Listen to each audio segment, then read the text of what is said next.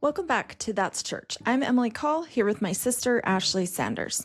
In this episode, we sit down with Ariel Munyer for a deeply thoughtful conversation about faith, curiosity, and connection. Ariel shares her experience attending different religious spaces, including Baptist, Episcopalian, Buddhist, and Community of Christ communities, and reflects on what she's learned from each.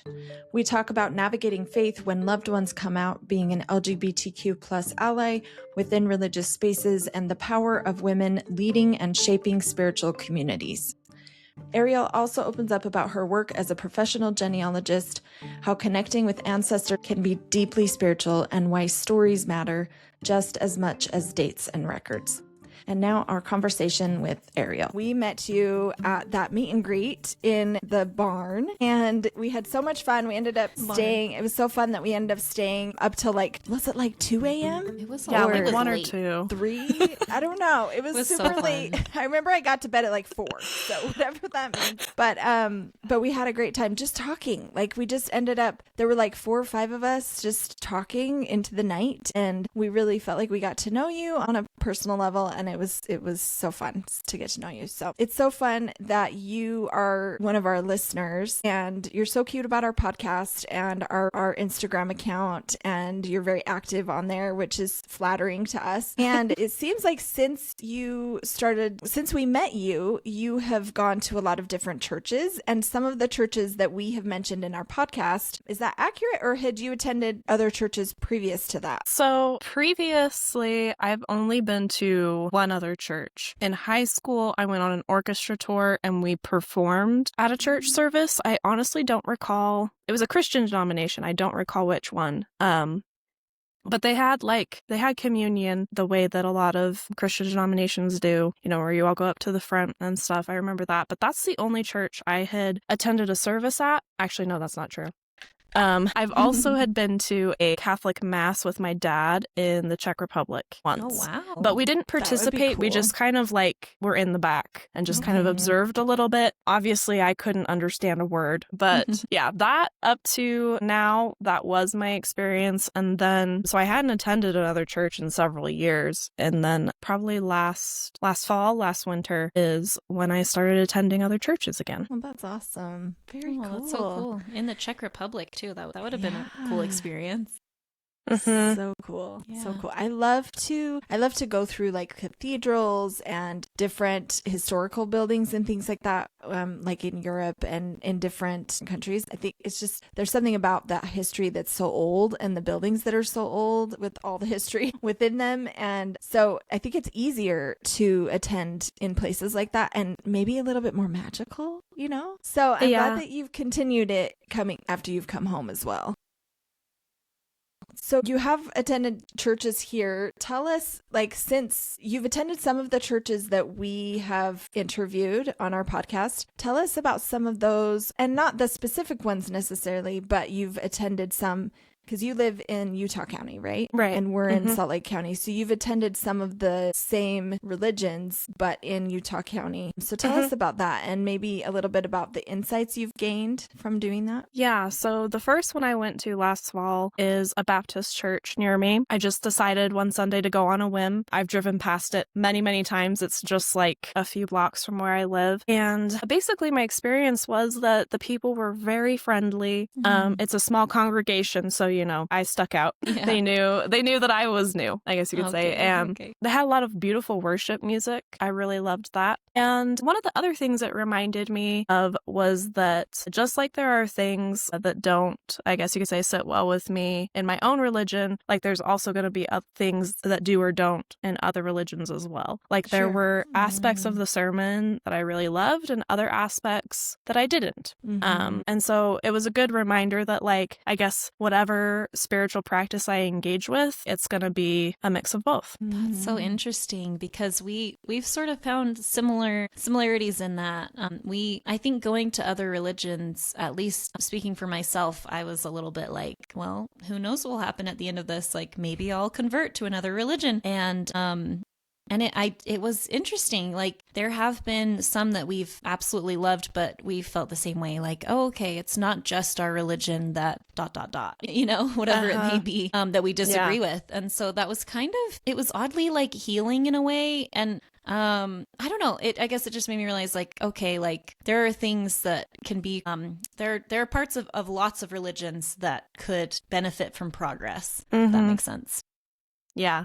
Like it's I guess a reminder that I guess that's that whole idea of, right, the grass isn't always greener on the other side, or like there's not some, I don't know, magic church out there that's going to like fit perfectly to you in every single way. Yes. Oh, that's so true. Yeah. And if it does fit perfectly with me, it might not fit perfectly with somebody else. Yeah. Yeah. Right. And I think like going to different churches, I feel like I've taken pieces of each one and I felt like I've kind of wanted to convert. Like we've said multiple times, I'm like, I want to convert to all of these. And it's not because I absolutely love everyone, but it's because I love pieces of everyone, and all together would be perfect.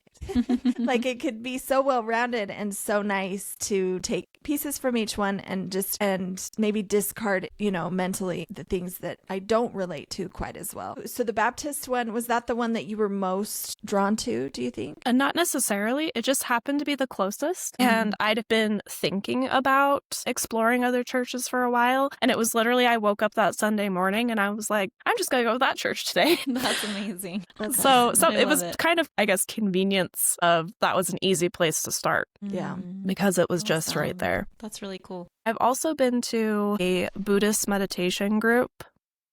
That's right. That meets in Provo. And that was really lovely because it was probably an hour. And, it's very focused on like mindfulness and meditation. And, but the nice thing was they had booklets for us to kind of, walk us through the different mantras and things that we did. And it was just a really good reminder of how like rejuvenating just taking time for mindfulness can be. That was definitely what I took away from that one. I'm so interested in Buddhism, and I consider myself part Buddhist, but I have not been to a ceremony like that. So you need to send us the details on that one, because I would love to attend that. I will. Yeah, we could go together. I've tried to find like the yoga, like there's like some at the Krishna temple, the one in Holiday, there's like a yoga thing that they do after, and the timing was a little off for me, so it didn't really work, but I'd love to do something like that where to just, something mindful or yoga related, or I do love the caves, the salt caves. I think that has kind of a similar feel to that, maybe. That's fun. And they have stores attached to that are really cool. Anyway, so I feel like did you ask about or did I just tell you about the Community of Christ in Utah County? Yes. So that one's on my list, but I haven't gone yet. Okay. That is a great one. We loved that one. I want to go back. I'm excited because I live closer now to them. So I'm planning on visiting again. So maybe that's another one that we can go together on, Ariel. Yeah, definitely. That would be fun. I think that one, they said there's a lot of older people there, but it might have been the one in Logan or the one the other direction. Anyway, I'd be interested to see what that one's like too. It'd be fun to visit all three. Yeah. There's three. There's one like in Davis County, and then there's one in Utah County and one in Salt Lake. So are you talking about Community of Christ still?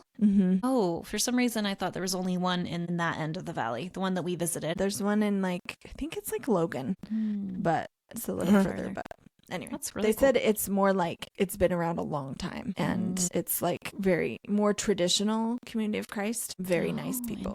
I'm not sure. I'm curious. I'd be curious to see experience what is more traditional for Community of Christ. And that may not have been the words they used. Don't quote me on any of this. I'm trying to remember, but it's been a little while. And most of this I'm taking out. I'm just talking to you. But were there any other churches that you've gone to that you want to mention before we move past so that? The other one I've been to multiple times is the Episcopalian Church in Provo, which is actually that's the church that the Community of Christ in Provo meets at. Oh, no way. Awesome. Yeah, that's where they hold their services too. But the Episcopalians meet in the morning, and then Community of Christ, I think, uses it in the afternoon.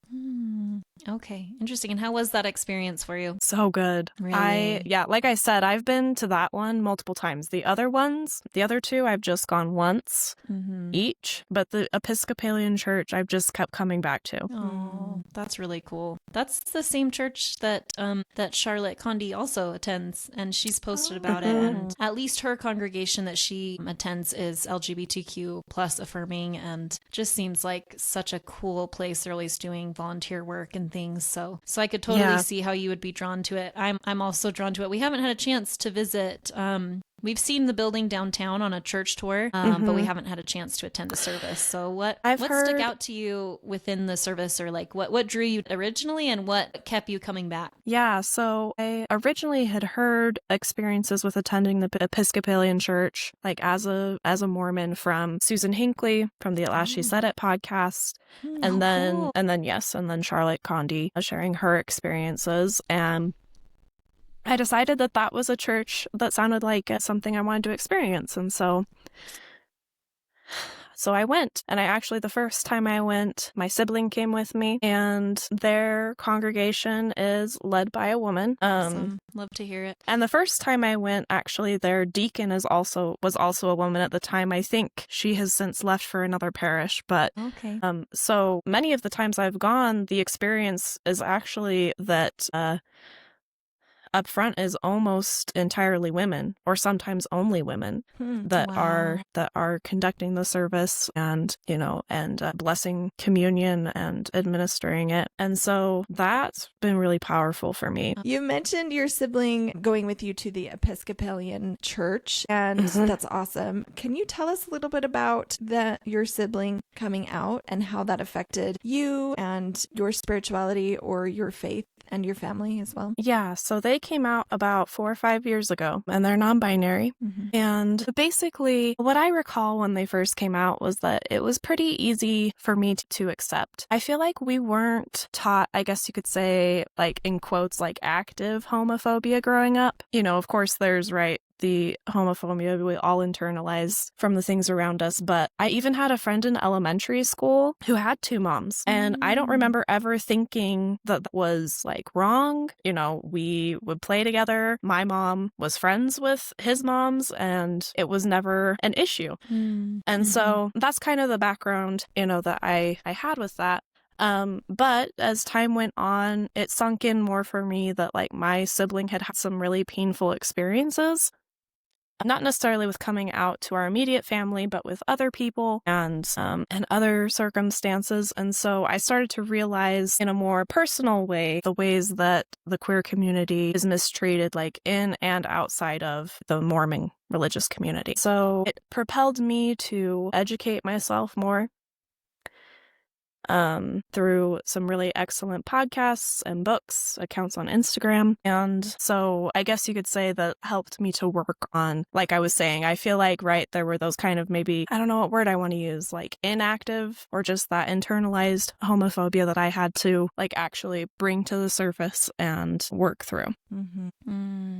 Yeah, I feel like that's so commendable that you did that, and you already were such a loving and accepting person, and yet you still wanted to do the research. I feel like that is like, you're like going above and beyond, and I wish that there were more members that would, like, they don't even need to go above and beyond, they just need to like love people, you know what I mean? And it's like, it doesn't have to be that hard, but I love that you've made it like your goal, and I really respect that, because I do think, we also have a personal connection, like my account when I first started, it was called LDS for LGBTQ, because it was one of the things I cared about more than anything, one of my bigger struggles within the church. And it's because we had a personal connection to it because of our brother coming out and many of our relatives. I love that you mentioned that you at a young age didn't see a difference in your friend having 2 moms, because I think there's this notion out in the world right now that like we need to, hide those kinds of things from our kids or things like that. Like I've heard different people people say like, oh, well, I don't like, I'm fine with my kids knowing that later, but like not yet. And I feel the opposite. I think like, I love that my kids have examples of all kinds of different marriages and lifestyles within their lives, because then they love it from the get-go and there's no question. And it goes to show that, it's sometimes the adults that put these, it doesn't start with the kids. The kids can see,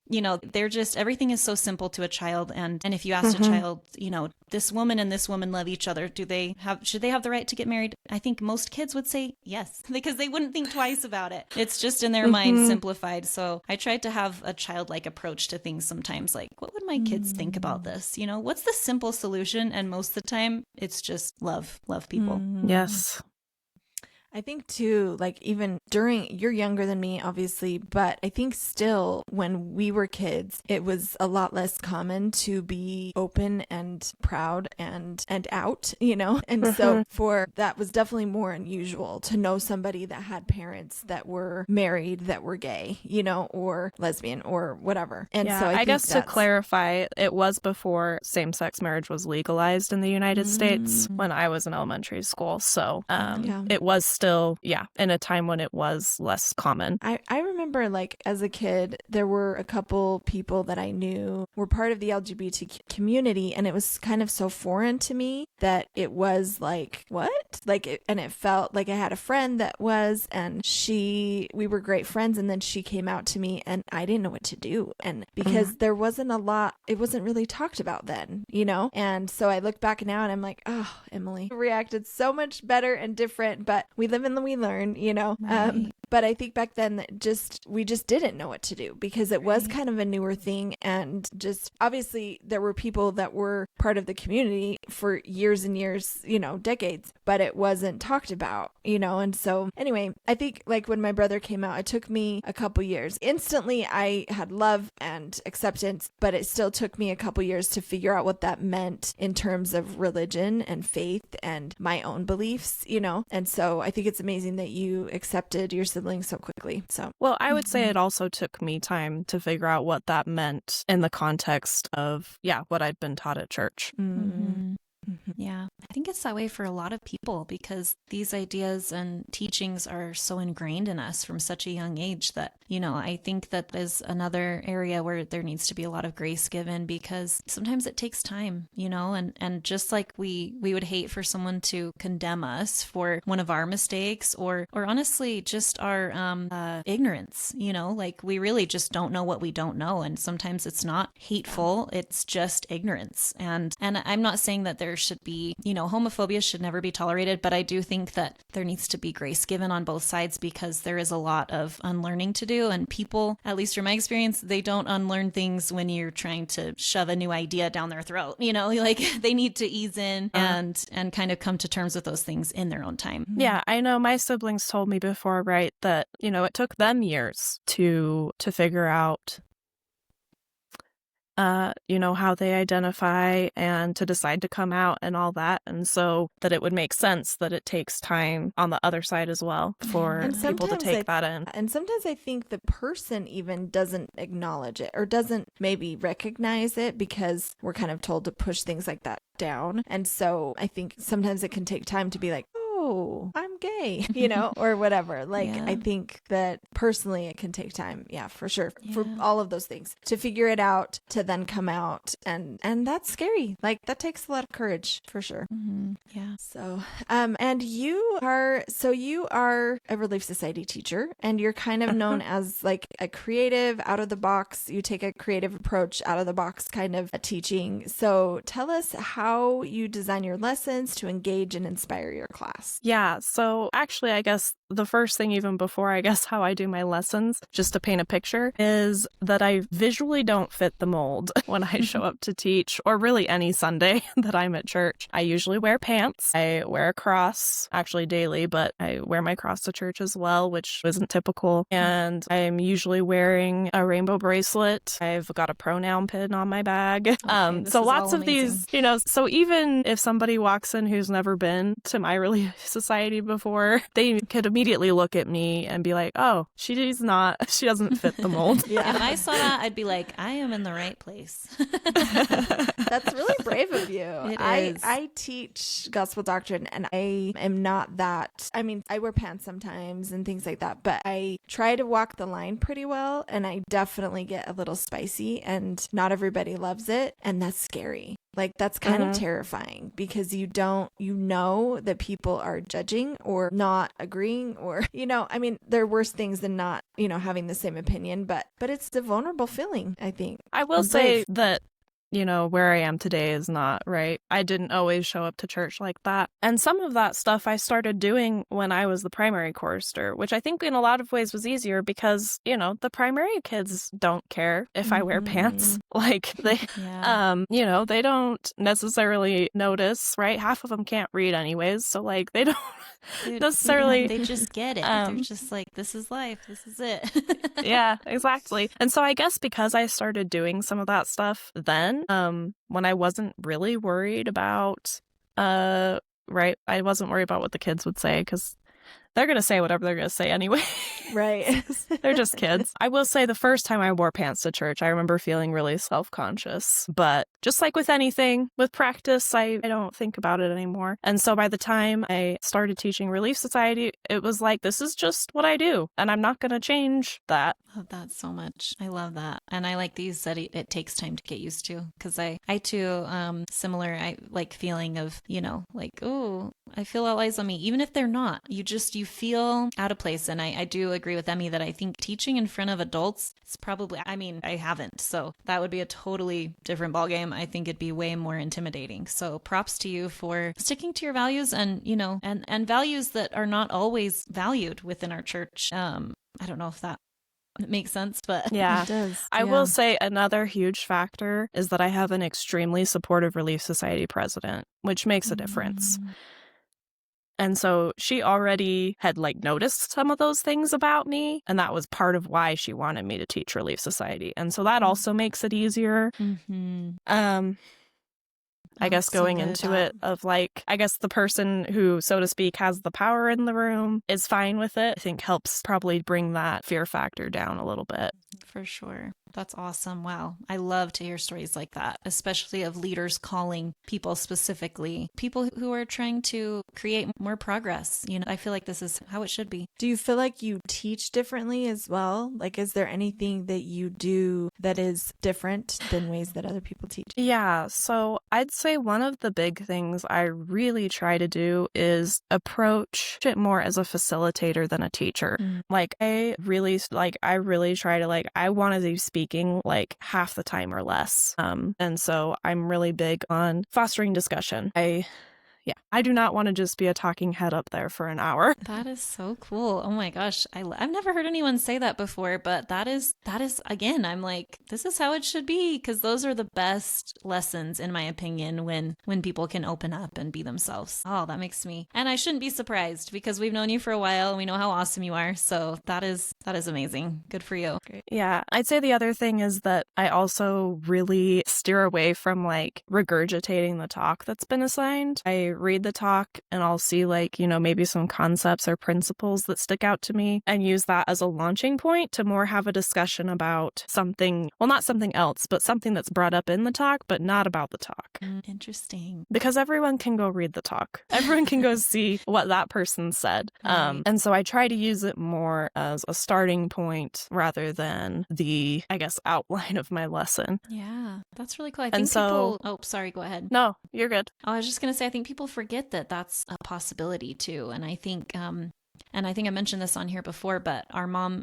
used to teach Relief Society, and whenever there would be a lesson on family proclamation, she wasn't comfortable to teach that, so she would pass it to somebody else. And I think that's another thing that we forget is an option, that nobody should have to teach something that they're uncomfortable with.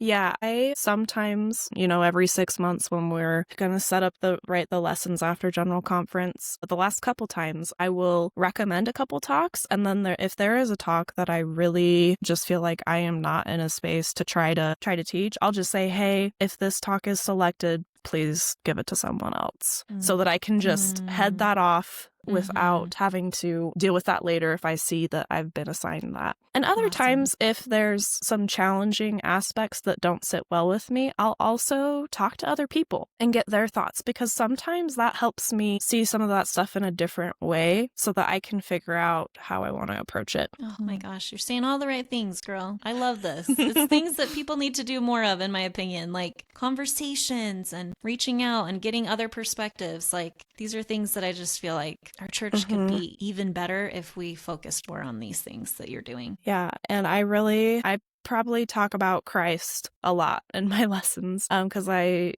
think that, like, right, he's a great example to just always come back to on these things. And I also, where it feels, I don't know, appropriate, I am vulnerable, because being vulnerable invites vulnerability. And so for example, I've talked a little bit about my experience with my sibling coming out in a lesson before. I've spoken about my experience volunteering at Encircle. That is an organization for LGBTQ plus youth and young adults. I volunteer there weekly, and I love it. What do you do there when you so volunteer? So there's a house in Provo, and it's just like open, and people can just come in. It's a place, right, for community and to do different activities. When I'm there, we do a family dinner, so I'm often helping make the food. Sometimes I'm helping people. I greet people when they come in and sign in. Sometimes it can be as simple as, like, we're just playing games with people or chatting. Like, we're just there to help, provide community, a listening ear if somebody needs it. And that's amazing. What is this place called again? Encircle. Encircle. Okay, I've heard of this, but I didn't know exactly what it was. Okay, that is so interesting. And it's in Provo. I need to go. I need to go to this. This sounds amazing. So there's also houses in St. George, Salt Lake, and Heber. Okay. Wow. So there is one downtown that probably shouldn't be too far from you. That is so good to know. And that's so cool. I bet that is such a rewarding experience for you. Yeah, some of my closest friends now have come from volunteering there. Oh, that is amazing. That's awesome. I didn't know about that. And I just think it's so cool that you are a professional genealogist. I'm not sure that I knew that was a thing.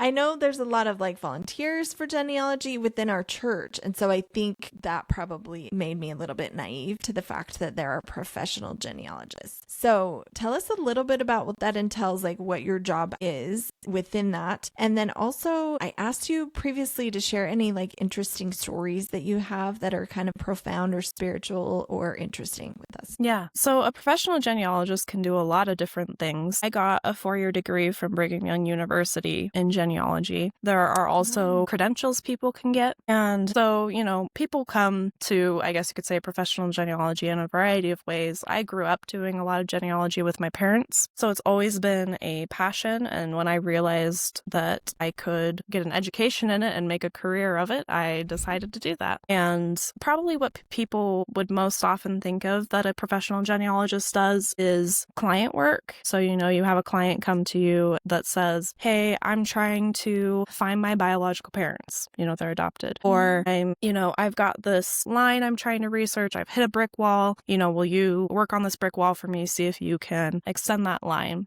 Or sometimes it could be, right, if they're looking for a certain language skill set. I speak French. And so I have done, and I studied French genealogy in school, and so I've done projects with records in France. That is amazing. You get cooler by the minute. So I guess you could basically say that we're the people you come to when, you hit something that's maybe beyond your own abilities. You would come to a professional genealogist who has some more skills and knowledge to see if they can help you with whatever goal you're trying to accomplish. What I do specifically would be less familiar to people. I work with probate stuff, which is the whole process of dealing with estates and assets after people die. And so when somebody dies without a will, every state has certain laws that dictate how their estate has to be handled and who the assets will be distributed to. And so basically, how to explain this succinctly, I am kind of like a fact checker and a detective, because people have to submit to the court a document that gives the details, right, of the decedent, and it'll also include a list of, like, these are the heirs. And I will basically fact check that. Is that correct? Wow. Like, are these the correct people to inherit? Is the list complete? Have they left anyone off? Or sometimes, someone will die and they don't know who the next of kin is. And so I will go build a family tree. I'll go figure out who the heirs are. And when we do that, then we'll reach out to those people and offer legal services to help them get their inheritance. That is fascinating. You forget that someone has to do that. Like of course, like I would love to be there when they realize they get like a massive inheritance too. That'd be pretty cool. Yeah. And the thing is that even sometimes in a case that may seem straightforward, there needs to be, I guess you could say, people there to make sure people are being honest. Because when there's money involved, unfortunately, like people will try to to leave other people out or claim when they shouldn't. And so, we kind of help counterbalance that. Man, that's fascinating. Yeah, because it brings a skill set that's needed, because sometimes, somebody dies and you have to build a whole tree to like find cousins that are inheriting because they have no close family to inherit. And oftentimes regular law firms don't have, they have their own skill sets in the law and stuff, but they don't necessarily know how to go, find people in censuses and build out a family to figure out who should be inheriting that money. Wow. And I bet you're right. I bet there's a lot of room for relatives to take advantage of the situation, which is so unfortunate. But yeah, that's got to be a very I think that with like the detective side of things, I wouldn't have thought of that, but that totally makes sense. Has the church ever reached out to you and like asked you to do any genealogy work? For those who don't know, like the LDS church is big on genealogy. It's like, I think that's why, like Emmy mentioned, like it's some people's callings. And so I think that's why both of us were like, oh, it's her living. That's crazy. So yeah. Yeah. So you mean like, have people like in my ward asked me for help or I guess just like anyone like in the church needing help. Yeah. So yeah, I guess people in your ward. Have you had any like requests in that way? And you're probably like, I'm off the clock, man. I have in previous wards held a calling for family history. Oh, interesting. And I do sometimes when people learn I'm a professional genealogist, I'll often get a reaction of like, oh, I could use your help with XYZ. But they rarely follow through on it. Oh, really? Interesting. Okay. Yeah. And I'm usually like, there is a certain point at which I would, be like, I'm going to charge for this service. But like when it comes to the really basic stuff, I'm more than happy to help. I actually have a friend in my ward that we were talking about a family she found in a cemetery. And she's like, I'm having trouble finding stuff on them. And I was like, let me give it a try. Let me see if I can find anything just for fun. Yeah. Oh, cool. Awesome. So it is kind of just like a hobby as well. Like, yes. I mean, that makes sense. Yeah. I've heard of people though, like having a talent or a job and withholding the information so that they wouldn't get called to it, which makes sense. I think it's natural reaction like to be like, oh, so-and-so is a preschool teacher. We should have her in Sunbeams. But it's like, well, they also might be like burned out from their job and not wanting to do the same job at church. So it's definitely one of those things where it probably depends on the person. Yes, I did when we moved into our current ward and we met with the bishop just so he could get to know us. He did actually ask me, he's like, are you tired of getting family history callings? He's like, do you actually want that? Or do you want to do something else? Oh, nice. And at the time, that's good. At the time I was kind of like, I'm good either way. But now in retrospect, I'm glad that I've been able to get to have other callings and not just always do that. Partially because it's way more fun to help people that want to be helped than to try to convince people that they want to do family history. That is so interesting because I wondered that because we've had, within our Relief Society, different people saying like holding activities, and they kind of do like, you go in a room and they show you how to use it and they make you download the app. And I'm like, I don't know if I'm going to use this later. I'm always intrigued by it actually though, because I do have a love of history. So I always tell myself like, oh, I'm going to do this. And then do I get to it ever? Not really. But the interest is there. I probably just need more free time in my life. Yeah, I could use your help. I have done family history a little bit since I was like 14. It was really intriguing to me. But our grandpa is from Poland, and his family, like I've heard that a lot of the records were burned or not kept very well or whatever. And so there's kind of a wall that's been hit. But then one of my neighbors was helping me with it. And I feel like now maybe some of it's wrong. Like she kind of got into my thing and I was like, I don't know if this is right. And I'm like, well, I'll just do their work anyway. Hopefully That's it works awesome. out in the end. I don't know. But anyway, Yeah. but it's tricky. But it's nice that there's more indexing and things now. And so there have been more names have come out. But I was stopped at just some of his siblings even I couldn't find. Like my grandpa's siblings. And now I think I have all of them now because of the indexing. So past that has been tricky. Cool. I have his parents too. And past that has been tricky. But Dang, Emmy, anyway, I didn't know kind of that. fun. See? That's Oh, amazing. really? Oh, I yeah. would totally be like It's one not of those much. lost siblings too, because I try to be off the grid, not all the time. Obviously, I have a podcast. You know, there are things I'm okay being on the grid for, but people wanting my like find my friends, I'm like, I don't let anyone know where I am at all times. I don't trust it. Even Garrett, Hey. I'm like, mm-mm. I noticed that the other day. I have like everyone, all of our family on Find My Friends, and I was wondering if you were at home because we were going to stop and see you. So I looked on there. Nope. You weren't there. Off Ashley grid, was like- baby. I'm I'm like, gonna I start gotta tell using her, the Ash, you I'm gonna gotta- start using the landline in our 19th house, the little phone that's on the wall. I'll revert back. That is her preference. She doesn't like to Well- text. She doesn't like. Yeah. You just gotta call Ashley, her. I have kind of bad news for you because of my profession, because part of what I do is track down living people. It's pretty hard to be off the grid. Dang it. Yeah. Okay. Ariel I'm will sure. find me. Ariel will find you. She will find She you. will find me. I guess that's all right. Okay.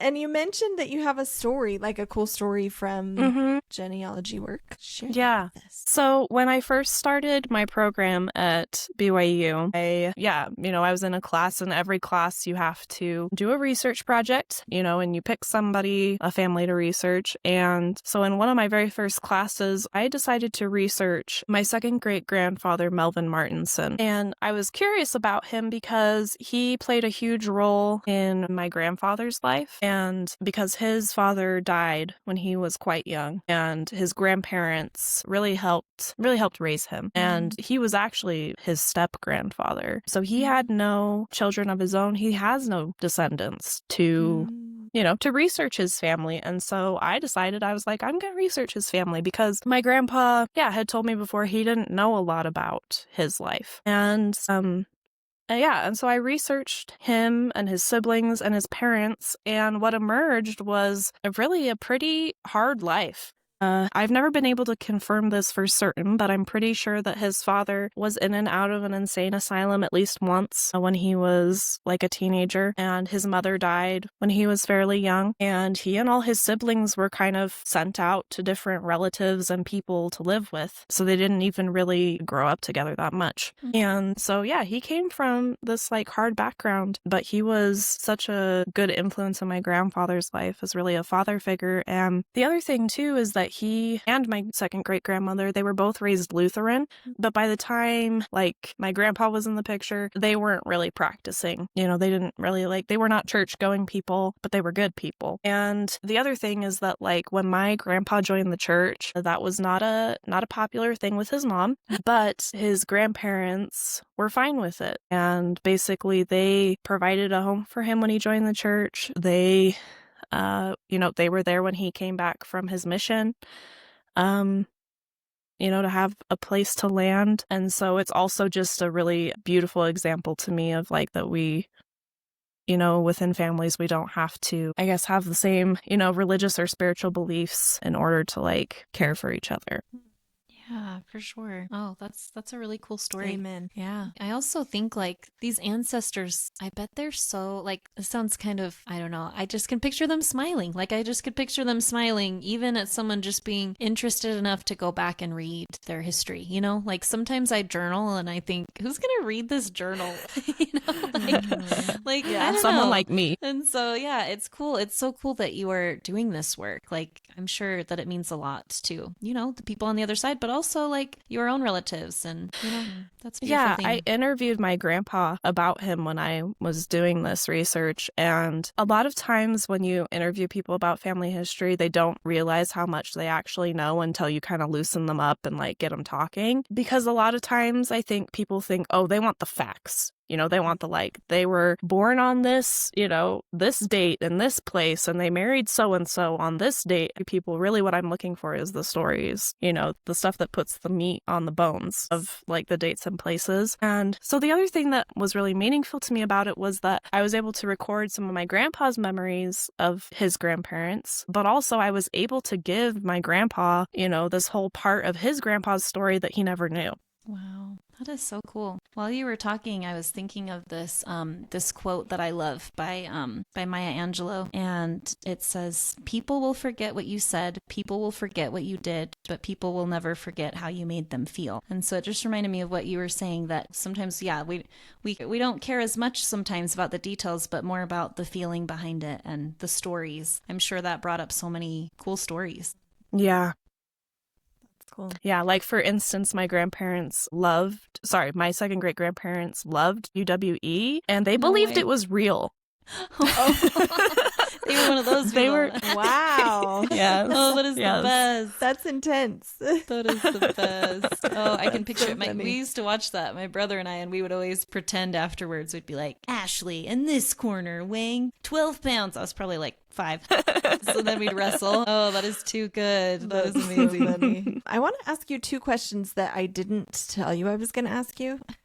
And they kind of go together, but I just want to know, what speaks to you, kind of what's your That's Church moment, and where do you find solace, and what feeds your soul? And also, I want to know how you, Ariel, connect to God. Yeah, so I would say, that experience I just shared about researching my second great grandfather was definitely a That's Church experience. Connecting with my ancestors and helping other people connect with their ancestors is really meaningful to me. I'd say another thing is just connecting with community. That feeds me so much. And I feel like in the last few years, I've really found more of my people. And whether we talk about, I guess, religious or spiritual stuff or not, just connecting with community is a really big thing for me. That's awesome. And how do you personally connect with God? And what does your spirituality look like for you? Yeah, so I'd say what I just said about community ties right into this. I feel like it's like that quote from Les Miserables, to see another person is to see the face of God. And so again, just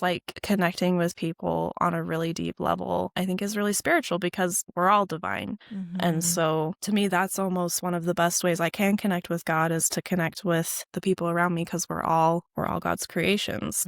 Beautiful. We're all part of it. I love it. We are big Les Mis fans, and so that is as soon as you said that, I was and when you were talking about community, actually, it's just kind of crazy that you mentioned that quote specifically, because when you were talking about connection, I don't know why, but I just had a flashback to going to the Les Mis production at Hale Center, and it was right after COVID, and it was so I cried so much in play, and I think, it's already a tearjerker, but I think it's because of the community of it. It was the first big connecting event I had been to since COVID, since things opening up after COVID. And so to look around and be I'm with other people. We still all had masks on, of course, but we're all in the same room together. It was so connecting. And so that was so interesting that you referenced that right when I had that flashback. We're connected. That's awesome. Yeah. Sorry. Please go out, bud. Shut the door. Okay. So sorry. And someone forgot there was an interview happening. I always think that's going to happen here. I'm at my mom's house while things are, I don't have a house right now yet. I know. Every time I was thinking about that, I saw all the pictures and I was like, is Ashley doing podcasts from there? You would know if I was there, because there'd probably be craziness, sawdust floating around my head, and paint fumes. No, we're not moved in yet, and so I'm just using everybody else's house. It works great.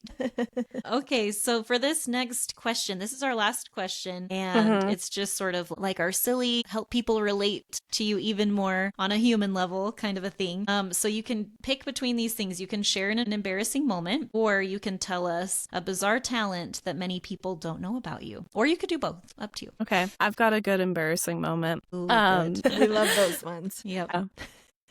So the organization Lift and Love does a lot of Zoom groups for different groups of people. So Sometimes I go to the ally one, but they also have like parents and youth and, specifically like one, I think, for like people in mixed orientation marriages, like a bunch of different ones. Okay. Wow. That's so cool. It is very cool. But this is where it gets embarrassing, is that they use the same link, or at least they did, for all of them. And I mixed up the day of when the ally group was. So I think I'm going to the ally group, and I get accepted into the Zoom room, and Ben Shalatti's in there, and two like teenagers. And I was like, hey. because he does not facilitate the allies group. Jeff Anderson of Latter-day Stonecatchers does. So I was like, oh wait. So you knew right away, something's up. Yeah. And so of course he just is like, welcoming me and is very nice. And I was like, I think I'm in the wrong group. Oh, that is too good. So funny. And we determined that I was in the wrong group. It was like a youth group, I think.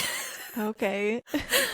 And so then I left, but... Oh my gosh, you should be flattered that you look so young that they accepted you to the youth group without a question. Yep. That's amazing. I would have just stayed to be like, what am I in for, huh? I'd like to talk to Ben Shalatti. I'm here for it. I don't know if the two teenage boys in there would have appreciated that. True.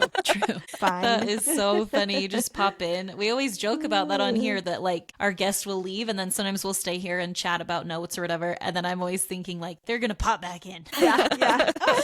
So that is hilarious. To accept them, so it's true, but still. True. Yeah. Oh, that is too good. That's so funny. And then did you want to share your hidden talent that many people don't know about, or do you want to wrap up here? Sure, I can. So this kind of goes with is an outcome of my job, because sometimes I use social media to help me find people. And so I have become a weirdly observant of things on social media. Yeah. Like I just often will notice things before other people do. Like even recently, my mom was like, "Oh, are so-and-so not together anymore?" And I was like, "Mom, they haven't been together for like 2 years."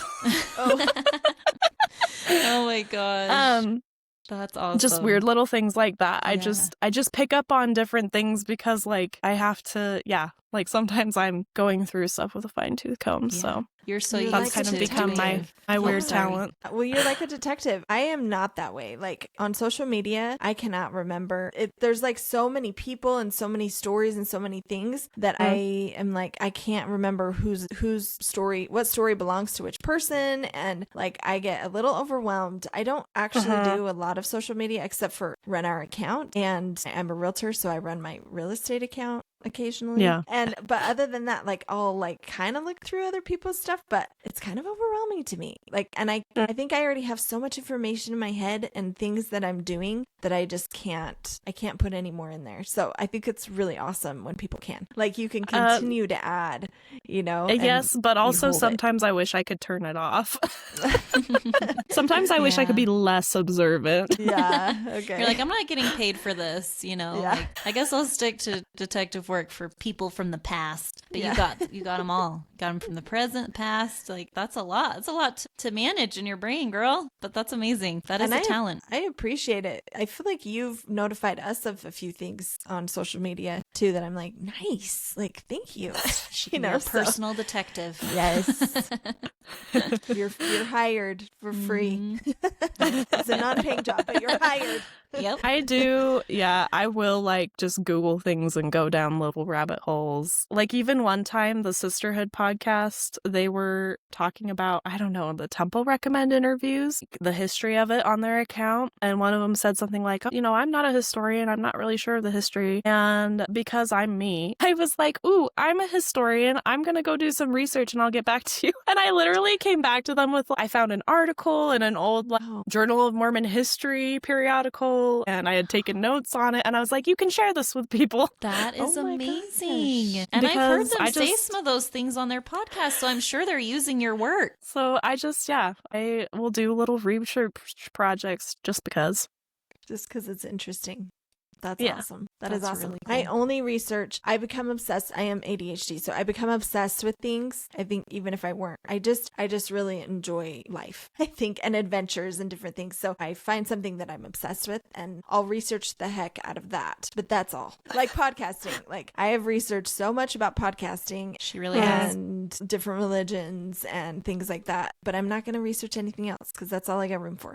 So anyway, that's awesome. I was just going to mention to you too, my grandma, we had to go through probate for my grandma. She's alive, but her husband, my grandpa, passed away and the house wasn't in her name. So we had to go through probate and it is such a pain in the butt. Oh my gosh. It's so much work. Yes. And it often And so much moves time. extremely slowly. That was the worst part. Yeah, it was so slow. Thank you so much, Ariel. You are a light and we really just love you and appreciate you so much. Thanks for having me on. Thanks so much for listening to That's Church. Ariel, thank you for your honesty, your thoughtfulness, and the way you hold faith, nuance, and love all at the same time. As we prepare for season 3, we want to share a little bit about where we're headed next. Season 3 will look a little different. We're intentionally focusing more on leaders, professional speakers, and religious thinkers who work deeply aligns with the heart of That's Church. Some of the first interviews we've already recorded and are so excited to share are with David Hayward, also known as The Naked Pastor on Instagram, and Gerlin Henry. We also have a long list of incredible guests coming up, and this next season will be focused entirely outside of our own religion. We also want to invite you to our upcoming That's Church event on March 7th, 2026 at 6 p.m., with doors opening at 5:30 at the Compass Gallery in Provo, Utah. We would love to see you there. As we move into season 3, we're also looking for a podcast editor. That's Church is a nonprofit, and we're looking for someone interested in gaining hands-on editing experience while building their portfolio, working with meaningful, purpose-driven content. If that's you or someone you know, please reach out to us. And finally, be sure to follow us on Instagram at That's Church Podcast and visit our website at thatschurch.org.